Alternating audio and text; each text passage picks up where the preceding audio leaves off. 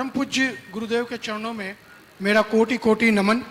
गुरुदेव, मेरा प्रश्न, मेरी जिज्ञासा कैलाश पर्वत के रहस्य से है। कैलाश पर्वत की हाइट एवरेस्ट की हाइट से आधी है, परंतु आज तक कोई भी पर्वतारोही उसके ऊपर नहीं पहुंच पाया। जिन्होंने प्रयास किया उनके अनुभव बड़े विचित्र थे कि यकायक उनकी उम्र बढ़ गई, यकायक उनके नख व बाल बढ़ गए, यहाँ तक कि थोड़ा आगे बढ़े तो उनको दिशा का भ्रम हुआ।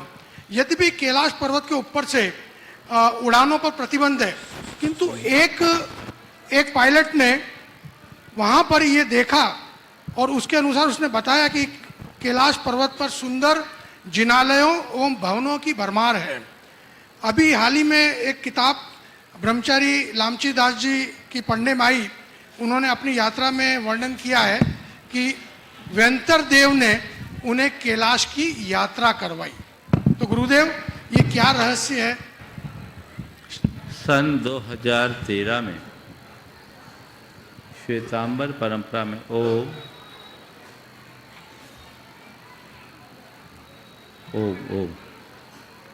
सन 2013 में एक पत्रिका निकलती है नमो तीर्थस्य। ये श्वेतांबर परंपरा की पत्रिका है।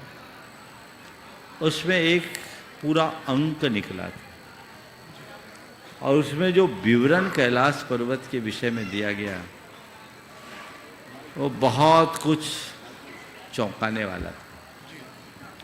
उसमें उन्होंने एक अमित दोषी नाम के व्यक्ति का उल्लेख करते हुए लिखा कि उसने कैलाश पर्वत की यात्रा की।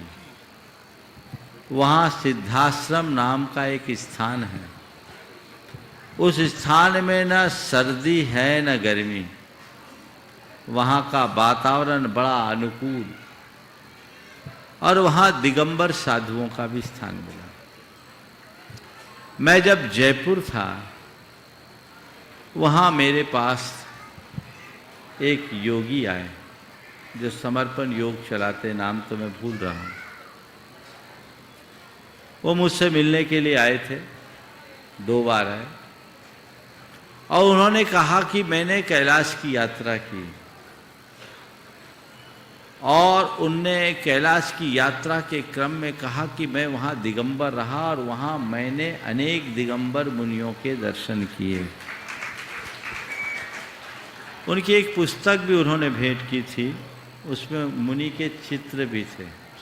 हालांकि वो पेंटिंग्स में थे, फोटोग्राफ्स में नहीं थे। और उन्होंने बताया कि वहाँ दिगंबर मुनियों का सद्भाव है। और मेरे पास आने की बात, मेरे पास जो आए थे वो केवल इस भाव से आए थे कि महाराज जी, मैं आपके पास केवल इसलिए आया हूँ कि ध्यान को अगर जगत व्यापी कोई बना सकता है तो जैन मुनि बना सकते हैं, आप इसे करें। ये उनके शब्द थे। ये उद्गार उन्होंने मंच में भी प्रकट किए थे। तो कैलाश पर्वत को लेकर कई बातें हैं। उसमें ये एक और उल्लेख था जो नमो तीर्थस्य में छपा है, जहाँ तक मुझे याद है, कि वहाँ 50-50 मीटर तक की खड़गासन प्रतिमाएं भी है। ये बड़े आश्चर्यजनक है। लेकिन उसके बाद मैंने उसकी कुछ तहकीकात कराई तो निष्कर्ष कुछ सामने नहीं आया। पर जो भी हो,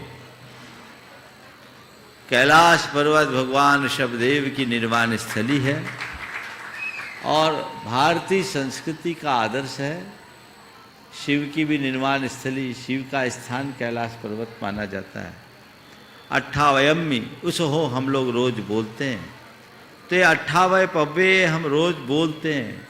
यह कैलाश पर्वत सबके लिए आदर्श है। बाबा लामची दास की जो कथा आपने बताई, जो पुस्तकें आपको लोगों को मिली, वो आज से लगभग 200 वर्ष पुरानी बात है। और उन्होंने 22 वर्षों में सभी सिद्ध क्षेत्रों की वंदना पद यात्रा पूर्वक की।